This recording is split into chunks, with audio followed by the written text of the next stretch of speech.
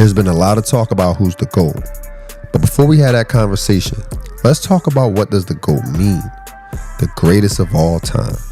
So only the guys who are great from start to finish should be considered the greatest of all time. Yes, there were a lot of guys who had amazing careers, but had developed in the first several years. Drafted on teams that was established and did not need their contribution right away to be successful. While taking no credit from the players who emerged to greatness, how can we give them the GOAT stamp over players who had to carry their franchise from day one, carrying all the high expectations and delivered their rookie year, delivered with wins, stats, and cultural impact? Yes, rings are important, but rings are won as a team. Here's how I know. There are several players who get a lot of credit for being the GOAT based off of team success, but didn't win the finals MVP every time their team won the championship. You know what that means? They had amazing teammates and didn't need to carry the full responsibility of the team's success.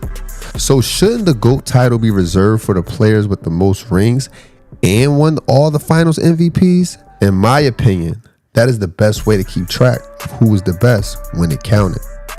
Then that leaves us with two players, Michael Jordan and LeBron James. Then we have to remind ourselves, this is about who is the greatest of all time. Michael Jordan was great from day one, but didn't get to the finals until year 6 and took several breaks throughout his career.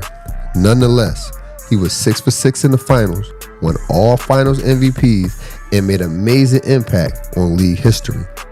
LeBron James, on the other hand, came from high school, and within 4 years he was playing in the NBA Finals at the age of 21, leading his team in points and assists.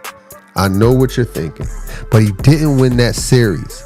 Neither did Jordan his first 6 years. He didn't make it close to the finals at 21 years old. But then there's the talk of the super team, and you might be right, but what if he was the biggest superstar on the super team, led his team in scoring and assists as he did before his super team era? We also have to think, how many teams win championships without 2 to 3 all-stars? I can only think of 1 to 3 in NBA history, and that was based on era and circumstances. But he's 4 and 6 in the finals. Yes, that is correct. But shouldn't that mean he was competing for a championship almost half his career? Does consistency not matter? Remember, championships are a team success. What if you have a great team and the players get injured during your championship run? Or teams were just simply better than your team that year? Are you not the GOAT because of circumstances? Let me know what you think in the comments. Let's continue to think elite and together. Welcome to Score Society.